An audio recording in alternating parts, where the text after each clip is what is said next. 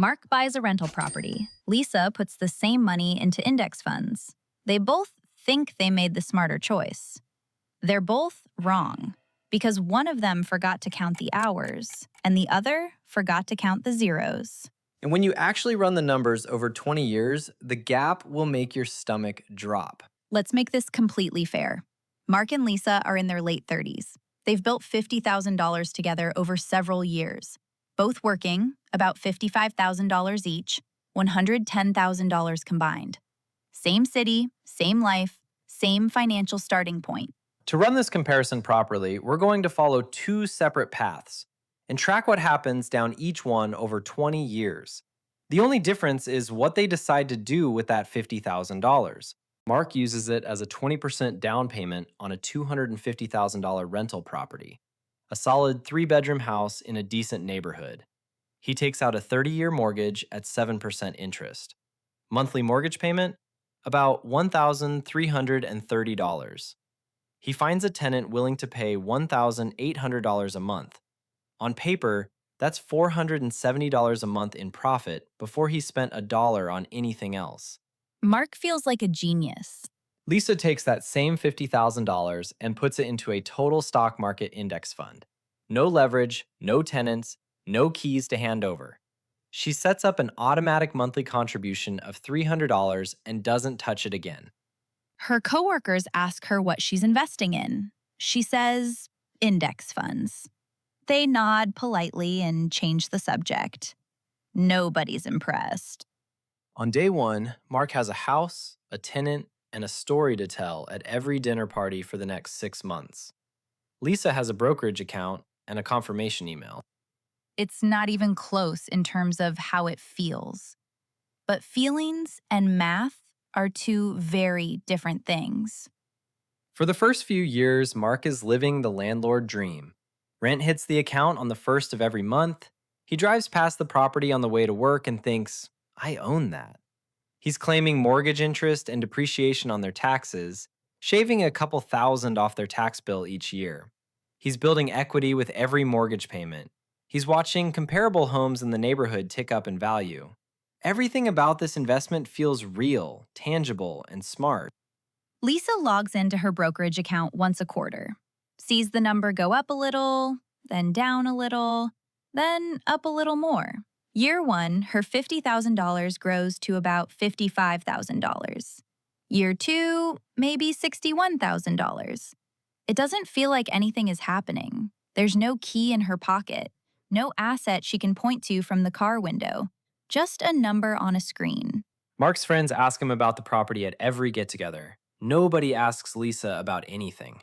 The social proof alone makes the real estate path feel like he's winning by a mile. Let's look at the actual numbers through year three. Mark has collected roughly $64,800 in rent. His mortgage payments total about $47,880. That leaves $16,920 in gross cash flow. Sounds great. Until you subtract everything that actually happened. Property taxes ran about $3,000 a year. Insurance added another $1,500. He replaced a water heater for $1,200, fixed a leaking roof for $2,800, and dealt with 1 month of vacancy between tenants. $1,800 in lost rent, plus $600 to clean and relist. Mark manages it himself to save money, but that means calls at 10 p.m., weekend showings, and coordinating repair quotes during his lunch break. After all actual costs, his net cash flow over 3 years is somewhere between $2,000 and $4,000. Not the $16,920 that looked so good on paper. And that doesn't account for a single hour of his time.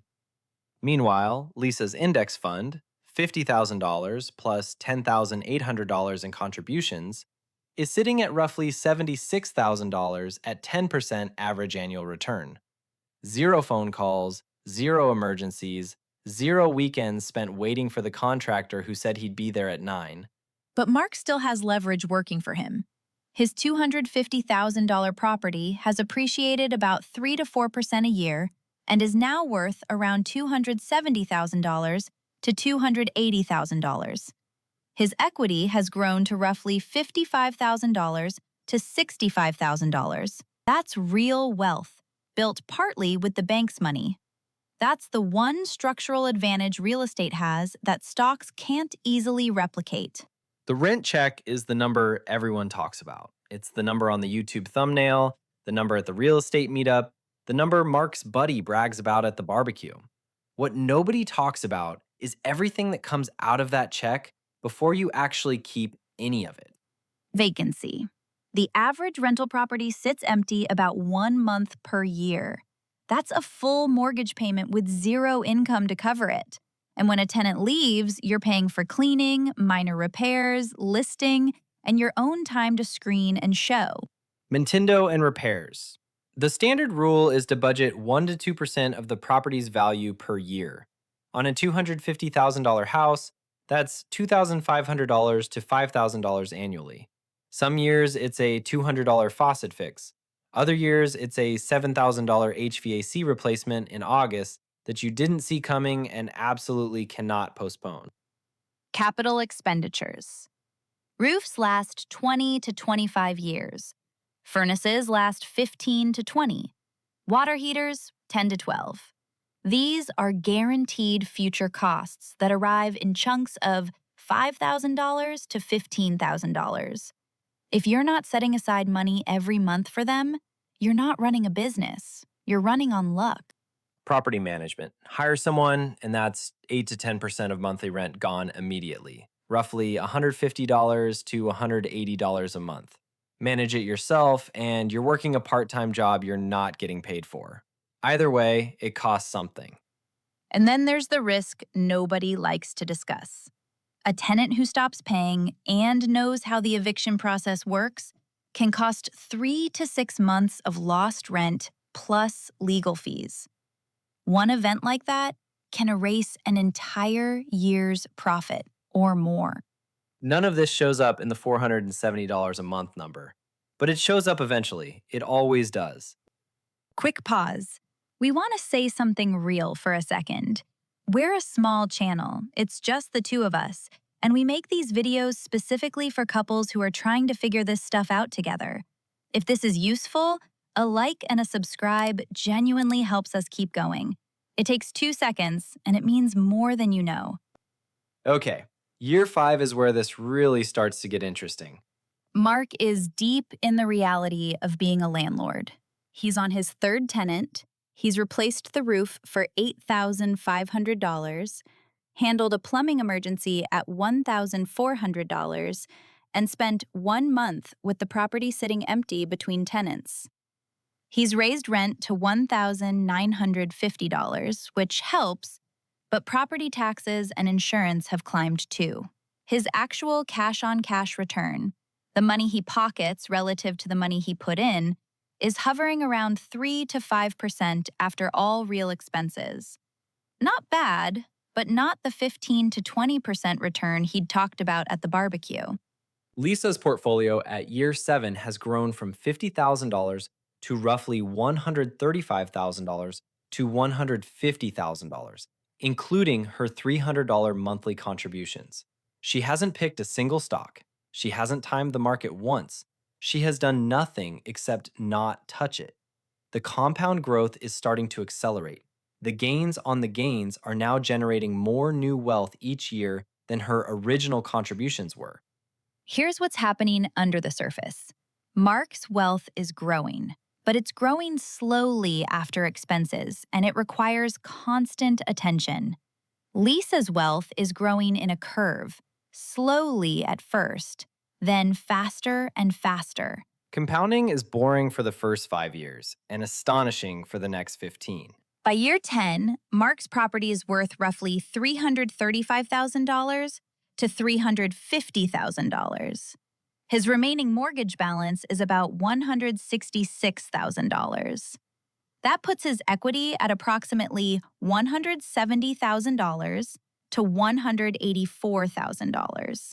Over 10 years, after subtracting every real cost, mortgage interest, taxes, insurance, repairs, vacancy, capital expenditures, His total out of pocket beyond the original down payment is somewhere between $20,000 and $35,000.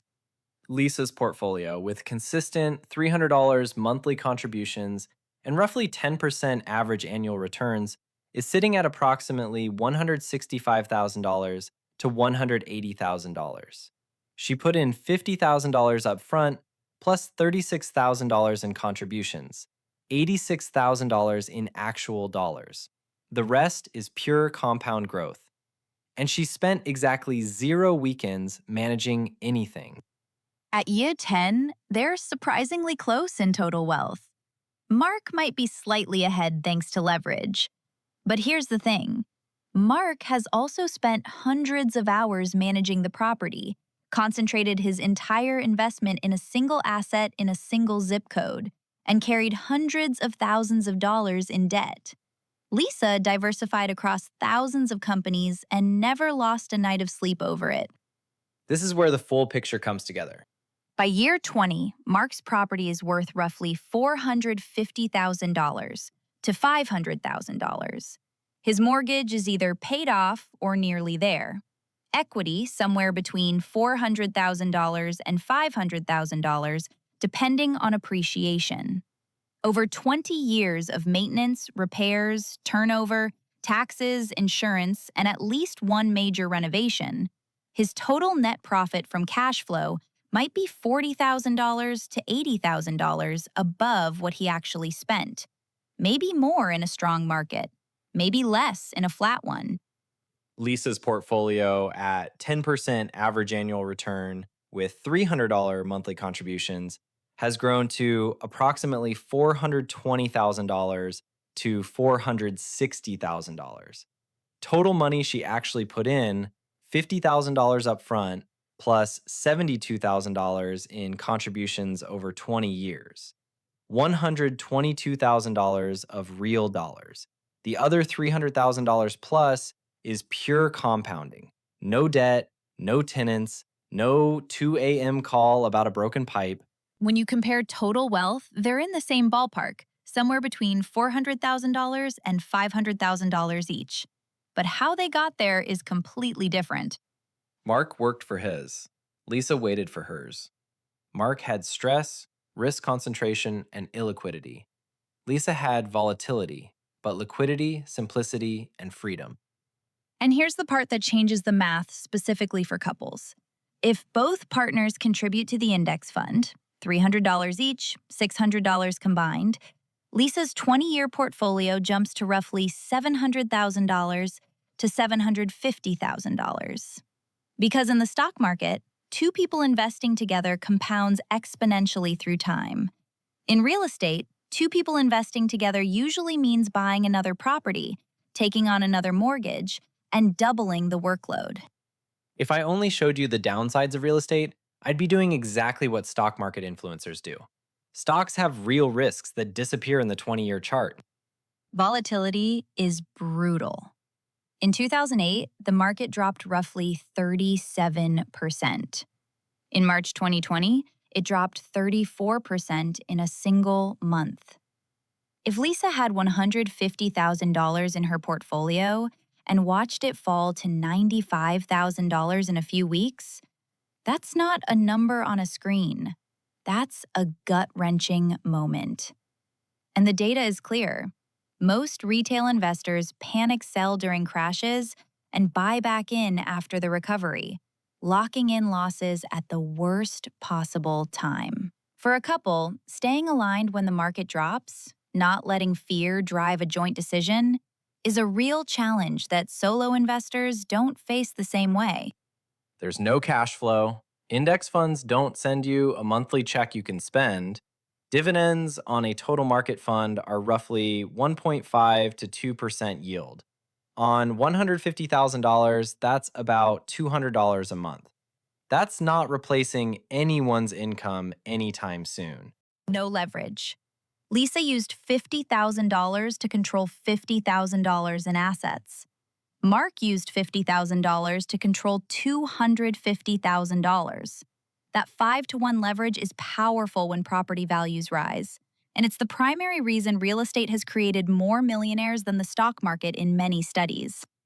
And no depreciation. Real estate investors can deduct the theoretical decline in their building's value from taxable income, even when the property is actually appreciating. That's a legal tax shelter stocks simply don't have access to. Real estate wins in specific, identifiable situations. If you're in a market where monthly rent is at least 0.8 to 1% of the purchase price, the cash flow math works in your favor from day one.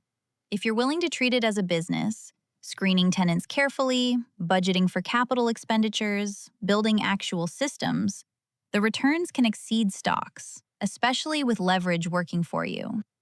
For couples specifically, house hacking is one of the most powerful plays in this space. Buy a duplex, live in one unit, rent the other. Your housing cost drops to near zero while you build equity. That's something the stock market simply cannot do. And with 1,031 exchanges, rolling profits into a new property to defer capital gains taxes, you can grow a real estate portfolio in ways stock investors can't replicate without retirement accounts. Real estate is not a bad investment, it's a misunderstood one. Mark and Lisa both walked into their decision convinced they were making the smart play. Mark thought real estate was the proven path. Lisa thought compounding would do the work. Neither of them actually sat down and mapped out what their choice would cost in dollars, in time, in stress, and in risk over 10 or 20 years. The real trap isn't real estate, and it isn't stocks. The real trap is having this conversation after you've already made the choice. When one of you is 3 tenants in, the roof just failed, and the other is watching the market drop and thinking, maybe we should have bought the house. If you're wondering what happens when you do both, when a couple owns property and invests in the market at the same time, the math changes again, and it might change everything you think you know about which one wins. That's a whole separate video.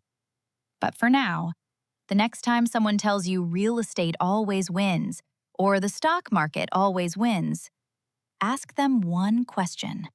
Did you include everything? Because the answer that includes everything is the only answer that matters. And if this video helped you and your partner actually sit down and have this conversation, that is exactly why we make these. It would mean a lot if you liked it, subscribed, and left a comment below. Tell us, which path would the two of you choose? We read every single one.